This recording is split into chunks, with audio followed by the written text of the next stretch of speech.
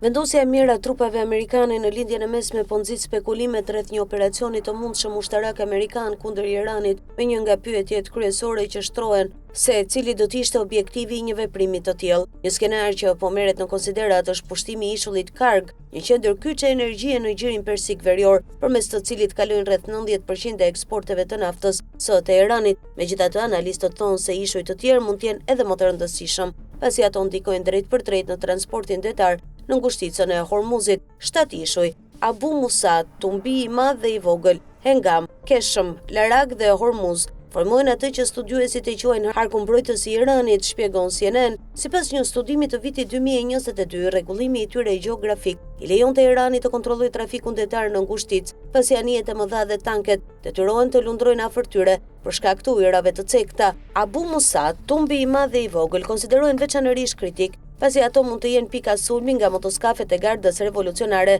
vendosja e minave ose përdorimi i dronëve. Zyrtarët iranianë kanë përshkruar këta ishuj si transportues avionësh të pafundosshëm, duke nënvizuar vlerën e tyre strategjike. Trupat e gardës revolucionare islamike tashmë kanë forcuar praninë e tyre në këtë ishuj, me komandantin e tyre që deklaron se Irani ka aftësinë të godas bazat, anijet dhe objektivat e armikut në rajon. Sipas analistëve, SBA-t të jenë në gjendje të sigurojnë kalimin e forcave detare në gjirin Persik, veçanërisht në rast të një operacioni zbarkimi në Karg. Së pari do duhet të neutralizojnë pozicionet iraniane në këta ishuj. Forca prej rreth 5.000 ushtarësh janë vënë tashmë në gatishmëri, duke përfshirë njësi detare dhe rreth 1.000 ushtar nga divizioni 82 ajror. Vlerësohet se dy njësi zbarkimi mund të përdoren për të arritur fuqi dërmuese. Transferimi i trupave mund të bëhet ose nga deti ose nga ajri. Jetët zbarkuese përfshin anije speciale që mund të afrohen në brigje, por hyrja e tyre në gjirin Persik paraqet rreziqe, pasi ato duhet kalojnë nëpër zona të kontrolluara nga forcat iraniane,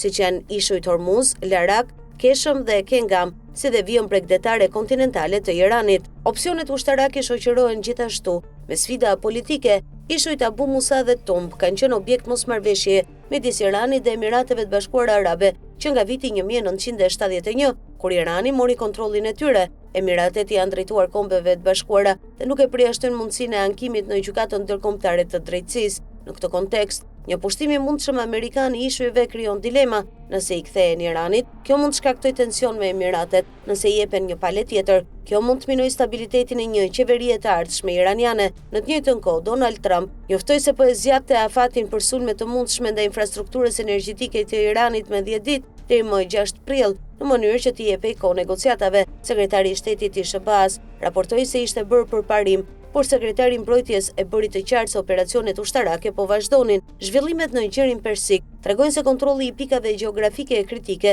siç janë ishujt në ngushticën e Hormuzit, mund të jetë vendimtar, ndërsa çdo opsion ushtarak vjen me kosto, rreziqe dhe pasoja gjeopolitike të konsiderueshme.